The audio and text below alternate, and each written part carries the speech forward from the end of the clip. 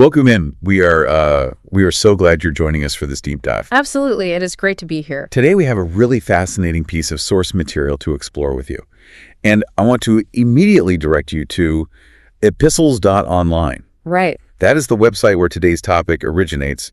It's a platform that promotes a very deliberate, balanced approach to Catholicism. Yeah, they state their mission pretty clearly right from the jump. Exactly. To guard the deposit of faith while actively avoiding both modernism on one side and extreme or unhealthy forms of traditionalism on the other. It's aiming for a specific equilibrium in a landscape that, frankly, it can get incredibly polarized. Oh, absolutely. It's trying to find that solid middle ground where the foundational rules actually mean something. And that leads us right into the mission of our deep dive today. Yeah. We're going to unpack a highly specific, very intense debate currently happening within the Catholic Church. A very intense debate. Yeah. This debate centers around canon law, a group known as the Society of St. Pius X, often referred to as the SSPX. Right. And recent statements made by Bishop Athanasius Schneider. Ultimately, what we are looking at is a massive clash between the concept of having good intentions and the hard reality of objective disobedience. And before we get into the heavy theological terms and the canon law numbers, I want to set the stage for you. Because while our source text today deals extensively with Catholic theology and internal church structures at its very core, this is a universal story. It really is. It is a story about authority. It's a deep exploration of the letter of the law versus the spirit of the law. Right. It asks a question that applies to almost any organized body you can think of. A government, a corporation, even a local school board. Yep, any institution. Exactly.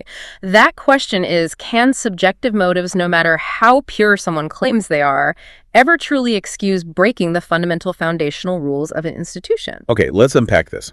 The focal point of the material from epistles.online is a specific canonical argument made by Bishop Athanasius Schneider. He has put forward a legal theory regarding the SSPX. Now, for those who might not be familiar, the SSPX is a traditionalist fraternity of priests that operates outside the standard recognized structures of the Catholic Church. Yes. Bishop Schneider argues that if the SSPX were to consecrate new bishops without getting papal approval, and if the Vatican were to issue an excommunication because of that, the excommunication would likely be invalid. Which, if you understand how hierarchical institutions work, is a massive claim to make. A huge claim. It basically suggests there is a loophole to bypass the highest level of authority. Exactly. And the reasoning Schneider gives is entirely based on intent. He argues that you cannot be punished if you don't have the intention to commit the crime. Right. Basically, he's saying that because the SSPX does not have the intention to do a schismatic act, any canonical penalty applied to them just wouldn't stick. Because they aren't trying to break the church apart. Right, so they can't be punished for breaking the church apart. That is the argument. What's fascinating here is how thoroughly the canonical framework dismantles that exact defense. When you actually look at the church's own legal system, that good intentions loophole doesn't seem to exist for this kind of action. It really doesn't. While Bishop Schneider is often appreciated for his support of historical church tradition, this specific legal reasoning is brought into serious question by the source text. Yeah. To understand why, we have to look directly at canon law, specifically starting with Canon 1382. Right, let's get into the actual law. What does Canon 1382 actually say? It is incredibly clear. Canon 1382 outlines that if a bishop consecrates someone as a bishop without a pontifical mandate, meaning without the express permission of the Pope, Right. both the person performing the consecration and the person receiving it incur what is called a latae sententiae excommunication. Let's pause there for a second. Latae sententiae, that means automatic, right? Correct. It means the penalty happens the very moment the act is committed. You don't need a judge to bang a gavel. Exactly. The action itself triggers the consequence. Furthermore, this specific penalty is reserved to the Apostolic See, which is just the official term for the Pope's central governing authority at the Vatican. Okay. The crucial point here is that this penalty does absolutely nothing to address subjective feelings. It does not pause to ask, well, did you mean to cause a schism? Because the law isn't regulating feelings, it's regulating actions that damage the structure. Exactly. The law penalizes the act itself because performing an unauthorized consecration directly harms the unity and the hierarchical structure of the church. Right. In moral theology and in canon law, good intentions simply do not justify objectively disobedient acts that cause structural damage. No matter how strongly you feel about it. Right. You might genuinely believe you are acting to preserve tradition, but if you knowingly violate a law that exists specifically to safeguard the church's unity, the penalty applies. It's a structural absolute. The source material brings this down to earth in a way I found really helpful, especially for those of us who aren't canon lawyers. Yeah, the analogy is great. There is this striking analogy comparing this kind of theological defense to the tactics of bad civil lawyers. Yes. You know the type. The lawyers who twist the law into knots, finding obscure technicalities about a defendant's state of mind to protect corrupt politicians or white-collar criminals from facing the music. It's a sharp comparison, and it really forces you to think about how we view justice. It does. If a CEO embezzles money but claims their intention was to save a failing orphanage, a bad lawyer will focus entirely on the orphanage to distract from the embezzlement. Right. Look at the good I was trying to do. Exactly. And while the orphanage is a noble cause, the embezzlement still destroys the company. Bending the rules for people who are knowingly breaking them undermines the entire system of justice. It damages unity. Yeah. And in the context of the church, the argument here is that it actually insults the divine authority that Christ entrusted to it. Right. If the foundational law says, do not do X without permission, and you deliberately do X, claiming you had a really good reason, doesn't erase the objective fact that you broke communion. And we don't have to speak in hypotheticals to see how this plays out. This exact scenario has already happened. Here's where it gets really interesting. To understand the current debate, we have to look at the historical precedent. We have to rewind to 1988. Right. In that year, Archbishop Marcel Lefebvre, the founder of the SSPX, actually carried out episcopal consecrations. Oh, he did. And he did this despite explicit prohibitions and repeated direct warnings from Pope John Paul II not to proceed. So this was not a misunderstanding. Not at all. It wasn't a clerical error where paperwork got lost in the mail. No, this was an act of knowing defiance. Lefebvre was given a direct papal command, and he made a conscious choice to go against it. Right. Which, going back to our earlier point, is why the lack of intention defense feels so flimsy to critics. Yeah, it falls apart. If a branch manager is explicitly told by the CEO not to open a new office, and they go ahead and open it anyway, they can't turn around and say they didn't intend to undermine the CEO's authority. The act of ignoring the direct order is the undermining of authority. Which brings up another crucial piece of legislation that clarifies this whole situation. Canon 751. Okay, let's hear it. This canon defines exactly what schism is. It defines it simply and starkly as the refusal of submission to the Supreme Pontiff or of communion with the members of the Church subject to him. Wow. Notice what is missing from that definition. It doesn't say anything about wanting to start a new church. Exactly. It doesn't require a grand manifesto declaring a formal split. The refusal of submission is the schismatic act itself. It's the action. Right. Again, good intentions in moral theology simply do not justify acts that objectively damage ecclesial unity. Yeah. When you refuse submission to the recognized authority, you are objectively breaking the structure, regardless of the narrative you build around it. This is where another prominent voice enters the conversation. Bishop Marian Eleganti steps in to counter Bishop Schneider's defense. Right. And Eleganti completely rejects this whole lack of intention idea.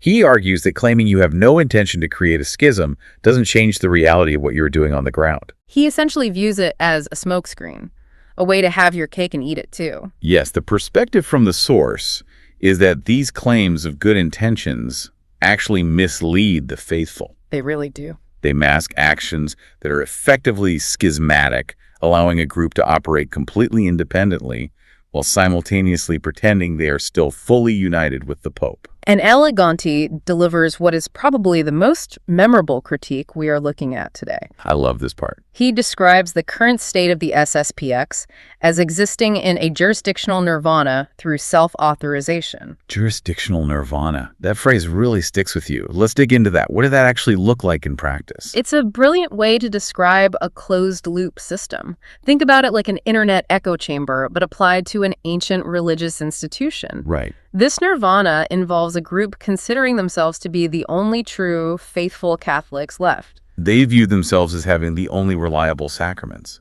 And possessing the only pure doctrine. They have authorized themselves to operate completely outside the normal boundaries of church law and hierarchy.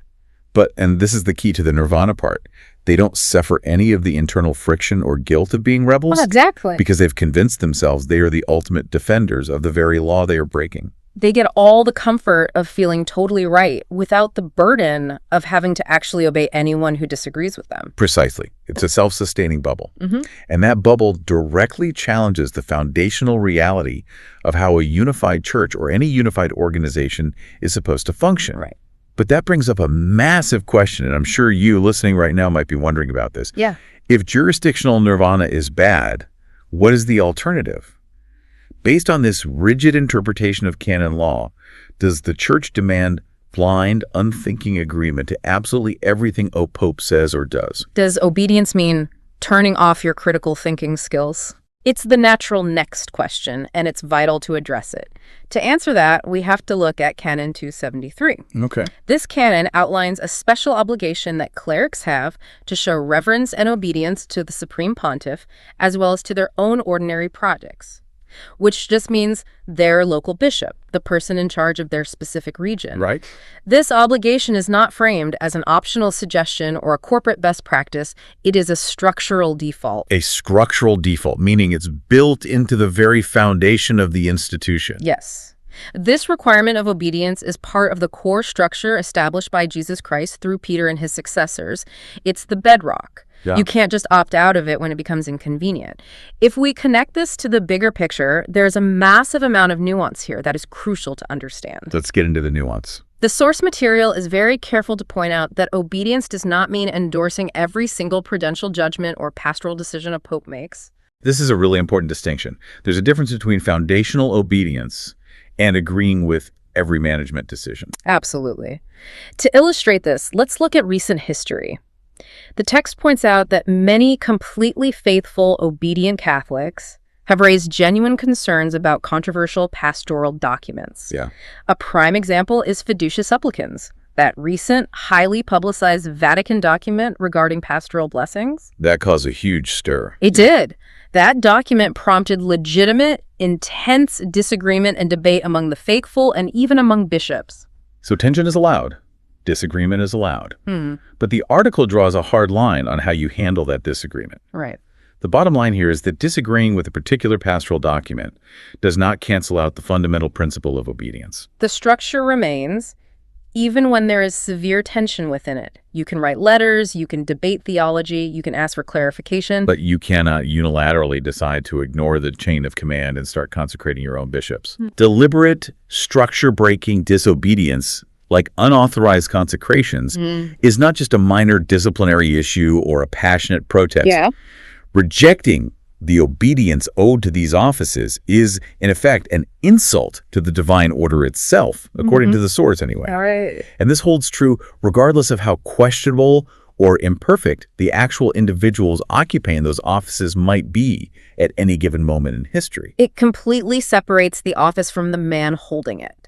The authority commands respect and obedience because of its origin, its structural foundation, not necessarily because of the flawless execution or personal holiness of the current occupant. That makes total sense. If you only obey when you personally agree with the boss, you aren't actually being obedient. You're just doing what you wanted to do anyway. Which sets up the grand finale of this whole canonical argument. To really drive the point home, the source brings out a massive theological trump card. The big one. We have to go back to the First Vatican Council. Yeah. This is where the historical and theological weight really comes crashing down on the debate. Vatican I is foundational for understanding modern papal authority. The specific teaching is from a document called Pastor Eternus. And Pastor Eternus breaks down the structural authority to show just how absolute it is. Right. The council declared that the Roman pontiff possesses full, supreme, ordinary, and immediate jurisdiction over the whole church. Full, supreme, ordinary, and immediate. Yes. And here is the critical part for our discussion today. This jurisdiction is not limited merely to abstract matters of faith and morals. It explicitly includes discipline and governance. It covers the actual running of the church. Yeah. The hiring, the firing, the rules of operation. Exactly. And the council didn't just make a polite statement about this, it issued a severe penalty. They were messing around. No, they weren't. It concluded with a solemn warning regarding anyone who denies this governing authority. The penalty for denying it is an anathema. Which is essentially a formal, severe condemnation. It's the church's strongest way of saying, you have completely removed yourself from our communion. It's the ultimate line in the sand. And this is where we get a truly perfect, almost unbelievable irony in the source material. Oh, this is good.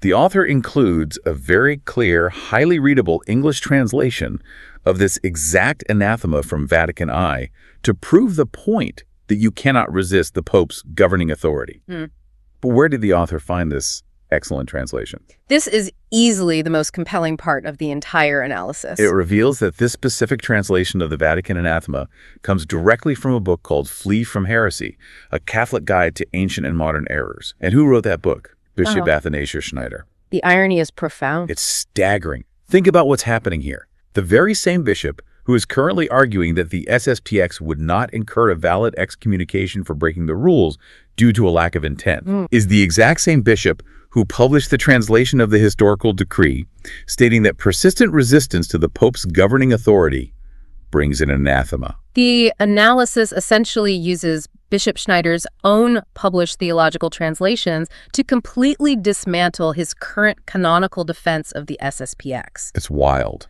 It highlights a glaring contradiction. You have the historical doctrine he translates, which demands total submission to governing authority, clashing directly against the modern, intent-based exemptions he is trying to claim for a specific group. So what does this all mean?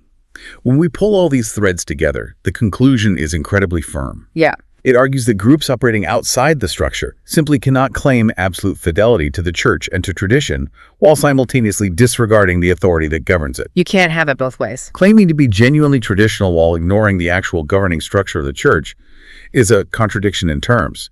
You can't claim to love the Constitution while refusing to recognize the Supreme Court. To synthesize what we've covered today, the good intentions defense was systematically dismantled in this piece. Step by step. First, by looking at the strict letter of Canon 1382 regarding unauthorized actions. Then by looking at the historical precedent of knowing defiance set in 1988, showing that schism is about the refusal of submission, not inner feelings. Right. Finally, it anchored the whole argument in the Church's own structural teachings from Vatican I, emphasizing that foundational obedience cannot be bypassed by subjective motives. It's a rigorous breakdown. It takes a really dense, complex theological debate and grounds it in a logical sequence of laws, historical facts, and striking contradictions. It really is, and it leaves us with something vital to ponder. This raises an important question. I'm listening. As we discussed at the very beginning, this isn't just about Catholic canon law. I want you to think about the concept of authority in literally any human institution you interact with. Yeah, think about your everyday life. Think about your workplace, your local government, or even the rules of a club you belong to. If foundational rules, the laws that hold the entire structure together, could be bypassed simply because someone genuinely believed their personal intentions were good, what would happen? It would be chaos. How long would that institution survive before it splintered into 1,000 pieces? How long before everyone retreated into their own personal bubble of jurisdictional nirvana, where everyone is their own ultimate authority? It's a fascinating question about how any community holds itself together when individuals decide they know better than the rules. Yeah. This has been an incredibly insightful journey through some very dense but deeply important material about law, obedience, and the nature of authority. Thank you for joining us on this exploration. This episode was based on content from epistles.online, Guarding the Deposit of Faith.